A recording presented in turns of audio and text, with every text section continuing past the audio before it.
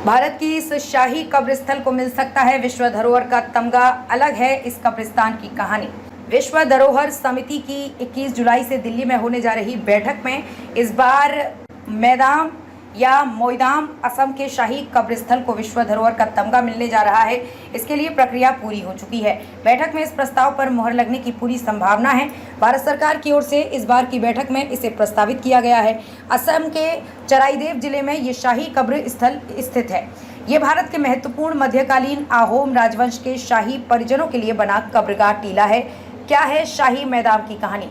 शाही Madame केवल असम राज्य में चराईदेव में पाए जाते हैं। ये चीन से आई ताई अहोम जनजातियों के राजाओं के कब्र स्थल हैं। इन जनजातियों के राजाओं ने 12वीं से 18वीं ईस्वी के बीच उत्तर पूर्व भारत में ब्रह्मपुत्र नदी घाटी के विभिन्न हिस्सों में अपनी राजधानी स्थापित की थी। इससे पहले एशिया में किसी कब्र स्थल को विश्व धरोहर घोषित नहीं किया गया है। इसे विश्व धरोहर घोषित करने के लिए भारत सरकार पिछले 10 सालों से कोशिश कर रही है। 2014 को भी भेजा था प्रस्ताव। असम के शिवसागर जिले में स्थित इस मैदान को विश्व धरोहर घोषित कराने का प्रस्ताव भारत सरकार ने 15 अप्रैल 2014 को यूनेस्को के पास भेजा था। मैदान 2014 में ही यूनेस्को विश्व धरोहर की अस्थायी सूची में शामिल हो गया था। जनवरी 2023 में इसका भारत की तरफ से आधिकारिक नामांकन किया गया। पहले तकनीकी मिशन टीम आई थी जिनसे इस प्रस्ताव को स्वीकृति दे दी थी। इसका डोजियर तैयार किया था। यूनेस्को की टीम कर चुकी है दौरा।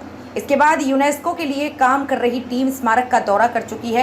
टीम अपनी रिपोर्ट यूनेस्को को सौंप चुकी है जिसमें सभी कुछ ठीक पाया गया है। इन्हें देखने के लिए अब पर्यटक पहुंच रहे हैं। माना जा रहा है कि इसे विश्व धरोहर का तमगा मिल जाने पर पर्यटक के लिहाज से भी भारत को बहुत लाभ मिल सकेगा।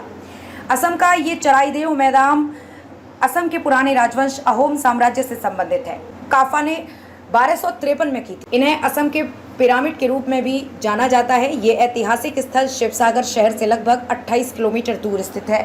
अहोम समुदाय के लिए पवित्र स्थान चराईदेव अहोम राजवंश की टीले वाली दफन प्रणाली के रूप में जाना जाता है। ये अहोम सम्राट की कब्रगाह थी और अहोम समुदाय के लिए एक पवित्र स्थान।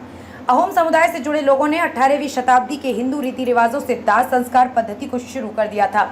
इन लोगों के लिए चराईदेव का मैदान पूजनीय है। शायद इसलिए ये लोग 18वीं शताब्दी में दाह संस्कार के बाद उसकी राख को चराईदेव के मैदान में ले जाकर दफनाते थे। इसलिए चराईदेव मैदान अहोम समुदाय के नजरिए से महत्व अधिक है। कैसी है कब्रगाह? मैदान मिट्टी के टीले के अंदर 2 मंजिला होता है जिसमें एक धनुषाकार मार्ग से प्रवेश किया जाता है।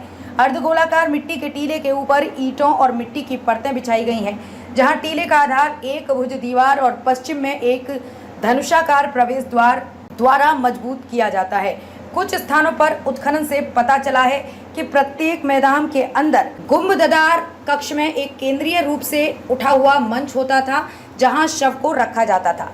मृतक द्वारा अपने जीवन के दौरान उपयोग की जाने वाली कई वस्तुओं को उनके राजा के साथ दफनाया जाता था। फारिया न्यूज के लिए कासगंज से संवाददाता मुनन अहमद की रिपोर्ट। खबर अच्छी लगे तो फारिया न्यूज चैनल को सब्सक्राइब करें जिससे हमारा नोटिफिकेशन सबसे पहले आपके पास पहुंचे।